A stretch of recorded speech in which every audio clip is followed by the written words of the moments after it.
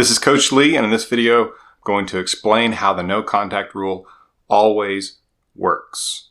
Take a quick second, click the subscribe button below so that you can be notified when I have more videos like this. And that includes videos on relationships, mindfulness, marriage, and breakups. It also includes managing and overcoming anxiety. So click that subscribe button and let's get started. So for those of you who are chomping at the bit to leave a comment telling me how ridiculous it is for me to say that no contact always works, I'm going to explain. As you've heard me say in other videos, no contact does not always bring your ex back. It does most of the time. In a majority of the cases, if you had a good relationship with this person and you use the no contact rule, you will have another chance with them. They will consider things, there will be contact, and you will have an opportunity. Some of those end up getting back together and being together forever. And so you ask, well, then how does the no contact rule always work? Well, because if the intention is for you to be strong and for you to be happy, then the no contact rule will always work. And here's why. First, I'm going to talk about the one that's a little more difficult, that you don't probably want to hear right now, more the medicine, more the vegetables. Then we'll get to the dessert, the chocolate cake part, the encouragement that I know you want to hear. The irony is that even this first part can help you get your ex back because it helps you become emotionally stronger just by hearing it, at least entertaining the concept or the idea that I'm going to talk about, and it will make you emotionally stronger, less likely to break the no contact rule, and that would mean that you are more attractive to your ex, especially if you two get a face-to-face soon. That emotional strength will come through. It's impossible for it not to. It will affect the way that you operate and speak around them, and it will show them that you can stay away, that you're a strong person, and that you could move on. You could be the one that got away for them. And if they get to experience a real breakup, I talk about that in a lot of my other videos. If you subscribe to my channel, you'll be notified when I have those. But I talk about that if your ex gets to experience a real legitimate breakup, which means they are not getting to hear from you. You are using the no contact rule. They are missing the intimacy of knowing what's going on in your life and having someone to talk to and confide in and get to know things about them as well on a deep level, the level you two had, not just friendship, but something deeper. If that is taken away from them, which is what should happen, that should be the consequence of the breakup, but so many people don't do that. And they stay in the life of this person. They contact this person. Sometimes people will say, I just think it's a good idea to keep the lines of communication open. It's not a good idea. It's not a good idea. It's a bad idea. They broke up with you. They must experience the breakup or else you're the only one feeling the loss. They are living in some fantasy world, some make-believe breakup where they can get you back any second. It's not a real breakup. They haven't lost anything. They just have total control. And so that's not what you want. If they get to experience a real breakup and they get to experience that feeling of loss that comes with it, then when they see you face to face, where you are your most attractive because you get to use all three elements of attraction, physical, emotional, and intellectual, that's when this person can look at you and say, what was I thinking? Because this wonderful person in front of me is strong enough to stay away and leave me. And they actually have to experience the breakup, which a lot of the time, most of the time, they realize they don't want it. What can help get you to that point? Understanding that no contact will work. It works in two different ways, at least. These are the two I'm going to cover anyway. The first one is that even if your ex doesn't come back, you become stronger. You learn how to live and operate and function emotionally away from your ex. You learn that you can find another person, and that you respect yourself enough that you're not going to chase and grovel and give this person an ego stroke instead of a breakup. That's a powerful thing for you. If your ex doesn't come back, you are stronger than you would have been if you were staying in contact, giving yourself false hope, believing that somehow interacting with them is going to keep you guys close together, bring you back together, that your odds are going up, that you're getting closer and closer when you're really not most of the time, in the vast, vast majority of the time. Because your ex can stay in contact with you for multiple reasons. Because you may be thinking, but it seems like they enjoy talking to me. It seems like when I reach out that they're happy to hear from me. Well, unless you two were mortal enemies, unless you two were just fighting all the time, your ex does not hate you. And so hearing from you, sure, you're a warm figure. You're someone they know. And you are giving them this little gift of not having to feel guilty because they're giving you crumbs from their table. They're letting you contact them. What a wonderful person they are. And you are allowing them to feel they could get you back whenever they wanted. So they don't have to experience the breakup. You're keeping them in relief because they got the breakup over with, but they're not having to feel any of the negative consequences. They're not having to watch you hurt at their own hand.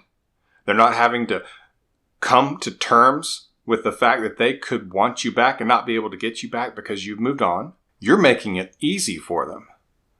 And what will often happen is you will contact them so much that they will become cruel because you'll be annoying them, especially if you start telling them that it hurts and they actually have to start feeling some of the negatives like guilt, which is not what you want them to feel. That's a negative, sure, but it's not the negative you want. And they will blame you for their guilt because you are the one reminding them that they hurt you. And so you become the enemy, ironically. You become the one causing them pain. But if you accept the fact that you might not be able to get your ex back, but that no contact will let you operate with dignity, it will make you stronger. It will teach you how to be someone who can move on and can be independent, even though that's not your ideal. It's not what you want right now. You want to be in this relationship with this particular person. I'm not telling you to pretend that that's not the case. I am telling you that you will tell yourself, if he doesn't come back, if she doesn't come back, I will be strong. I will live. I will be happy. I can be who I want to be. I can feel what I want to feel. And if I choose, at the point that I choose, I can find someone else and I can be happy in a relationship with them.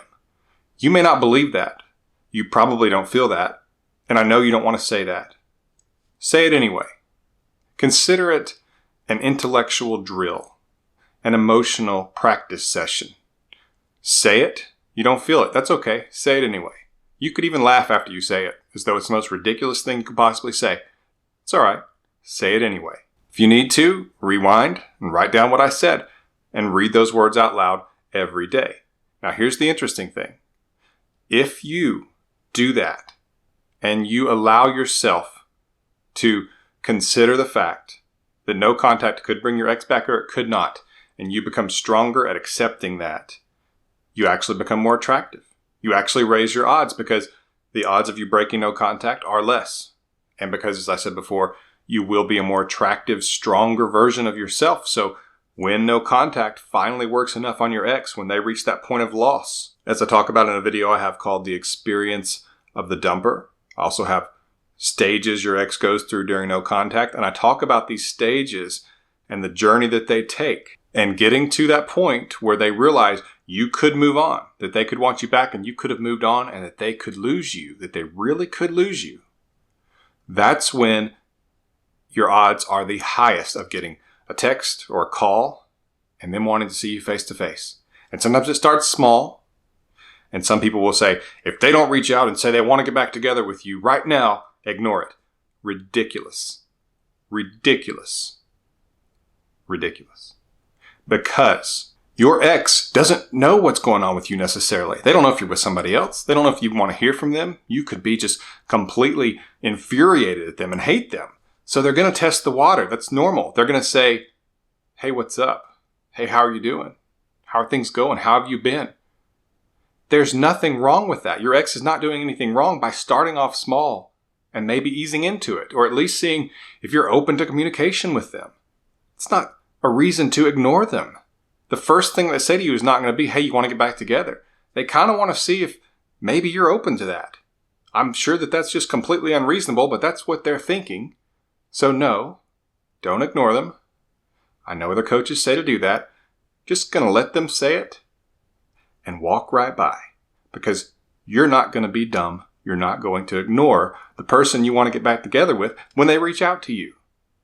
It's literally snatching defeat from the jaws of victory to ignore that person. And when it happens, if you have been accepting this fact that you could lose them, but that you will not contact them anyway, you will not give in, then you will be in a greater position in terms of how you speak to them, how you control yourself, that you don't just say, oh, I'm so glad to hear from you. I want to get back together. I've missed you so much. Have you thought about any more names for our kids? You will be stronger. You will have more discipline, and you will be more attractive. So now we're going to move on to the fun part. No contact works because most of the time it reattracts your ex. Now, I'm saying that sentence because I'm assuming a few things. I'm assuming you had a good relationship with this person. I'm assuming that it was not a struggle since day one, that there was just something that you couldn't quite put your finger on that came up. And as I say in other videos, it didn't just happen overnight. In 95% of the cases, your ex thought about this weeks or months ago. And they probably argued with themselves when they first felt it. They tried. They said, we just need this weekend together. We just need this trip together. We just need this dinner together. And they didn't want the breakup. They didn't like what they were feeling. And they would have these emotional chess games with themselves. They wondered why they felt what they felt. And they hoped that it would get better. And they tried to talk themselves out of it until they couldn't anymore. And they felt more numb to you. Attraction had fallen. And so that motivation to be in the relationship with you was not there.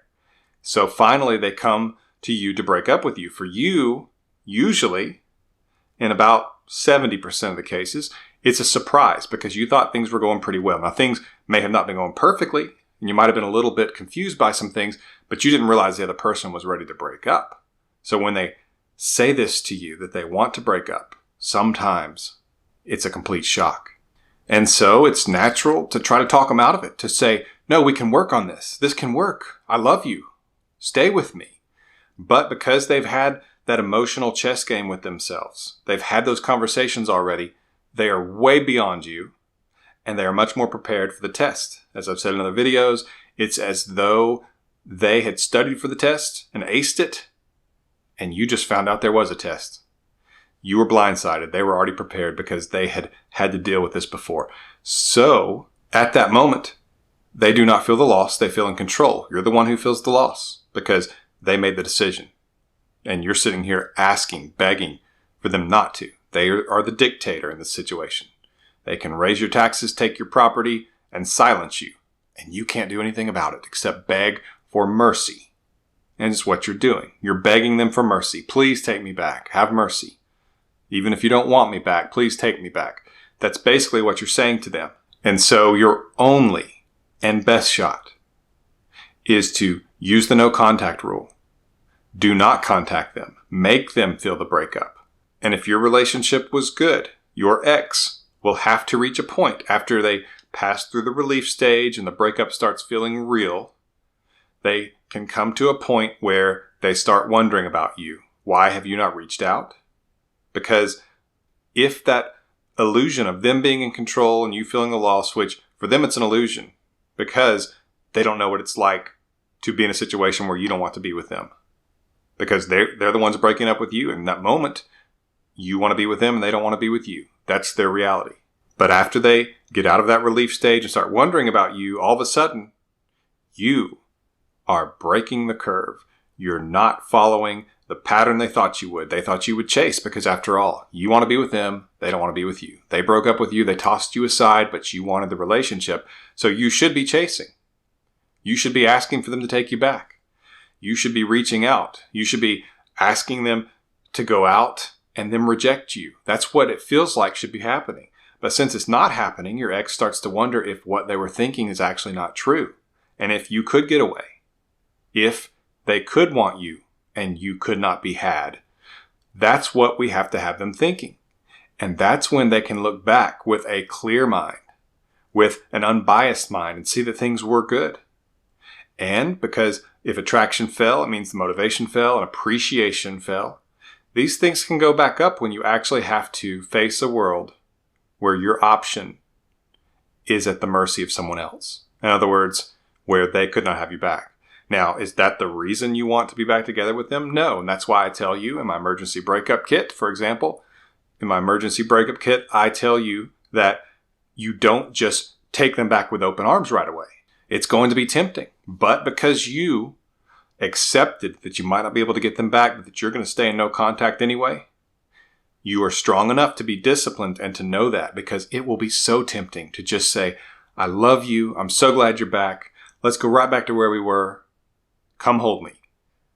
That's going to be the temptation. But if you are strong enough, knowledgeable enough because you have binge watched my channel, and disciplined enough, then you can not do that. You can want it and yet know that you want something more. And you can say to yourself, I'm going to focus on what I want more than what I want right now. And if you slow down, show some reservation, let them earn you back a little bit. They need to earn you back a little bit. They're the ones who tossed the relationship aside. They need to earn you back a little bit. It doesn't mean that you become cold and that you act like you don't want to get back together. You want them to know you're open to it. But you're not going to just jump back in. That will keep them moving forward. It will make them appreciate things again. It will bring back that appreciation. And it's attractive. It also will help them next time attraction falls, because it will fall. It will go up, it will go down.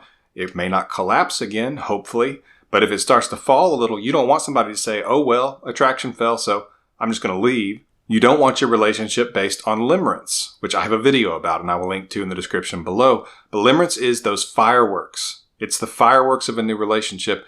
And some people think that's all that love is. And so when it goes away or it fades a little bit because a relationship has got some experience, some history, they will just leave it and go try to find the new fireworks. And they're just chasing the highs of that. And those are chemical highs. I talk about that in the video, What is Limerence, that I will link to in the description below. But you don't want just that.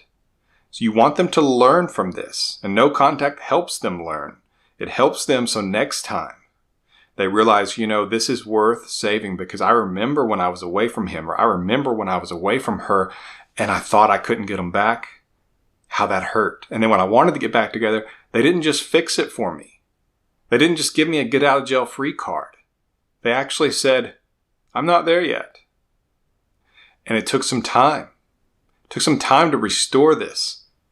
And that's what you have to show them, so that they will remember these things if they start to have waning feelings again. They won't just snap and move away, snap and break up with you. It's a powerful lesson for someone to get to live thinking that they've lost you. Because, for example, right now you appreciate your ex at much higher levels than you did probably the day before they broke up with you. Because right now you're panicked. You're desperate even. It hurts. The value of this person just seems to go through the roof when this happens. And that's what you want. You want them to learn something from this. Because if they don't, your odds of experiencing it again are more. And we want those to be low. Get some information on my emergency breakup kit. I will link to it in the description below. It's a guide to help you get your ex back. And it's the culmination of my 20 years in the relationship coaching service. Click the subscribe button below. If you appreciated this video, give it a thumbs up. You can also leave me a tip if this video was valuable to you. The link to my tip jar is in the description below. Take a look at the 2 videos of mine that will appear when this video is over. This has been Coach Lee, and as always, thank you for watching.